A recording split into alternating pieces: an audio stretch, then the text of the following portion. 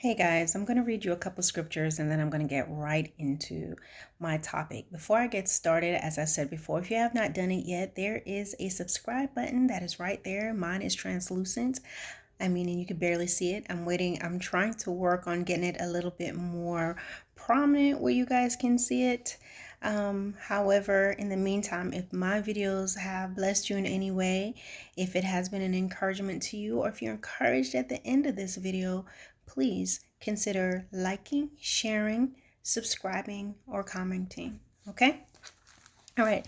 So the first thing I'm going to read to you all today is going to be in Ephesians chapter 6. Oops, did I lose my page? Ephesians chapter 6 and 12. Starting at 11 actually. Put on the whole armor of God, that you may be able to stand against the wiles of the devil. For we do not wrestle against flesh and blood, okay? It's not people, it's not human.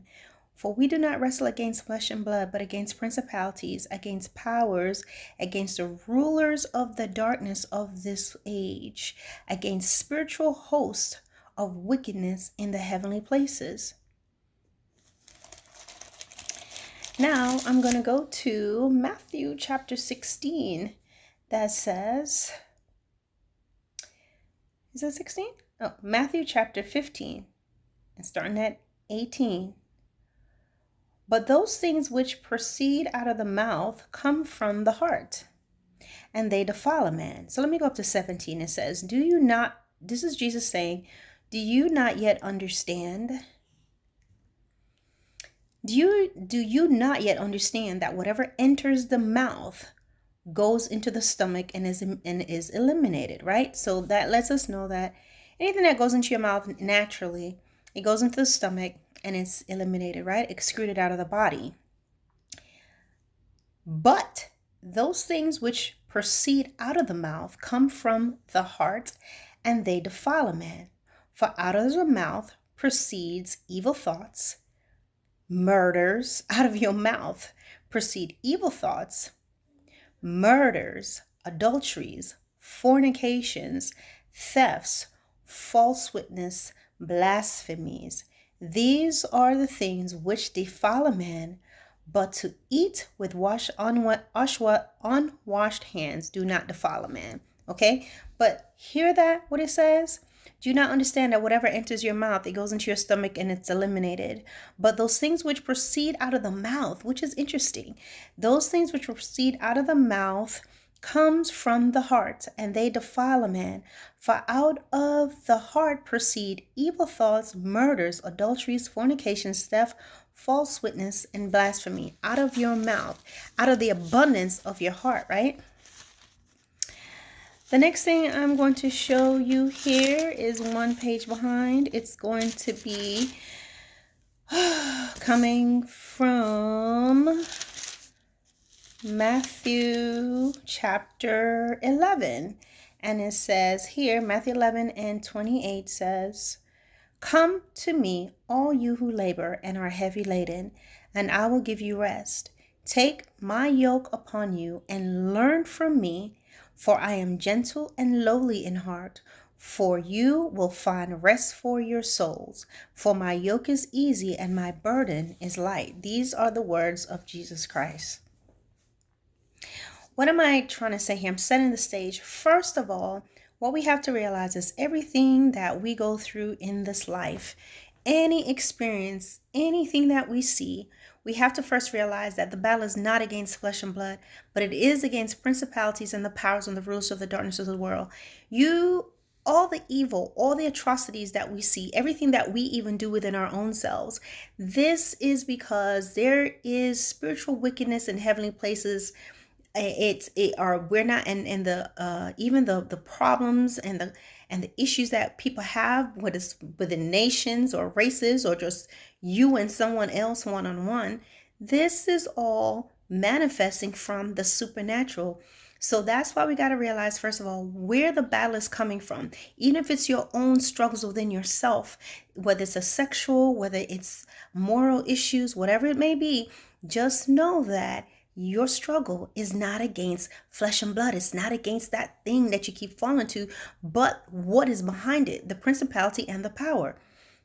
Now, I also moved on to talking about that, where Jesus was saying that people are defiled by what comes out of the mouth, and what comes out of the mouth comes from the heart. So a lot of times these principalities and powers, these evil things that you behold, that you look at, that you listen to, that you allow yourself to be around, is what influences your heart, that influences your thinking, that influences your actions. And now you see things coming out of your mouth.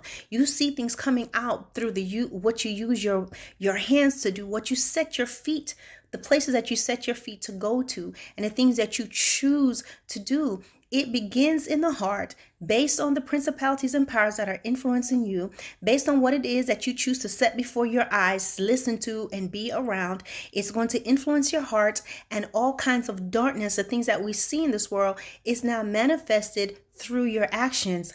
But the thing about it is, God gives us a way out, which is in Matthew chapter 11 and 28, which he is saying to us, come unto me.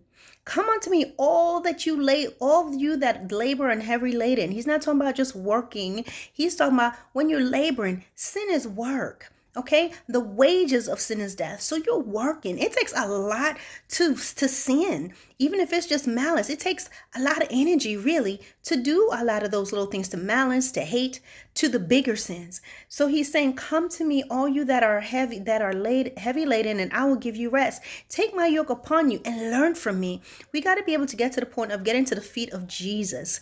Learn from me, and I will give you rest for your soul. That's through the refreshing of salvation, knowing that you're not living in this life by yourself, doing things by yourself. Take his yoke upon you. You see, taking his yoke means you're taking up your cross and following Christ.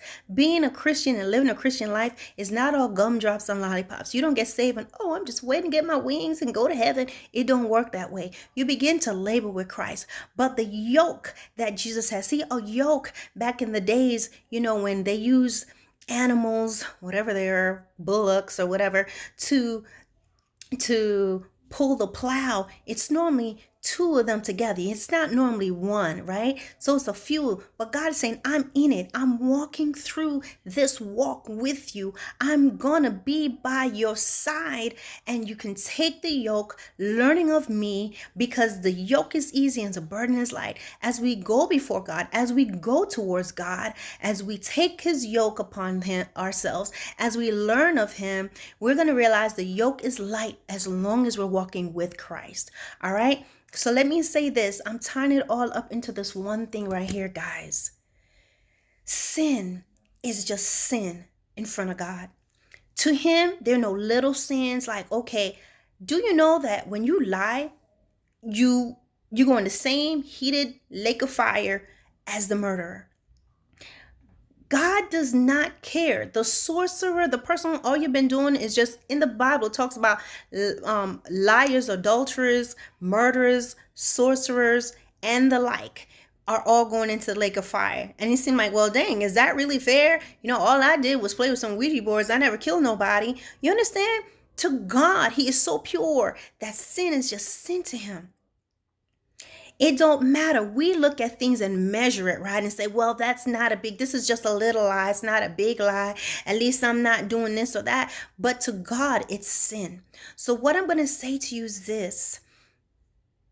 A lot of times we look at people in their sins and we look at the murderer on TV. Now, let me be clear. I am not giving an excuse, nor am I saying I condone, understand murders and these heinous crimes, because I don't. But this is something that God showed me that I was like, wow. You look at the person who has butchered a family. You look at the person who has shot and killed a person. You look at the person who has committed a sexual crime, assault. You look at the person that's robbed a bank. You look at all those individuals and say, I can't believe that they did that. What's wrong with them? But you struggle with the sin of malice. You cannot get past yourself to speak to your brother or your sister. You want to wonder, how could that person do that? What's wrong with them? But what's wrong with you? You mean to tell me you want to look at somebody that's murdering and butchering somebody and wonder, how could they do that? and you sitting there would go on way on the other side of the road or the street or an aisle of the house to avoid somebody because you can't even speak. Your spiritual struggle that you struggle with, you have no control over that on that level. But you'll criticize the one who's an arson. You'll talk about the person who has extorted and stole money from an establishment and wonder, oh, how could they do this? The man who's left his wife and his family, the woman that took off and ran off with this other woman's husband. And you be like, oh, I can't believe that. How could she? But you're at home struggling with treating your husband right. You cannot speak to that man with any respect. You can't speak to your wife with any respect. You cannot control your anger. You're at home abusing your family physically, emotionally. You're abusing your co-workers physically, emotionally. You are doing things to spite, doing little conniving things to people around you because you have the power to do it. You struggle with that. But you open your eyes big at the person who's doing the big sins. You understand what I'm saying? And not that there's any type of big sins. Sin is sin to God. How do you not understand why someone struggles with the spirit of murder and evil and wickedness? You can't get that. And I don't get it either, okay? But what I'm saying, for example's sake, we can't wrap our mind around how someone could harm a baby and do things like that to them. And goodness, I can't get my mind around it either. But you're appalled. But you're here struggling with your situation. You can't understand how to struggle with that, but you struggle to talk to who?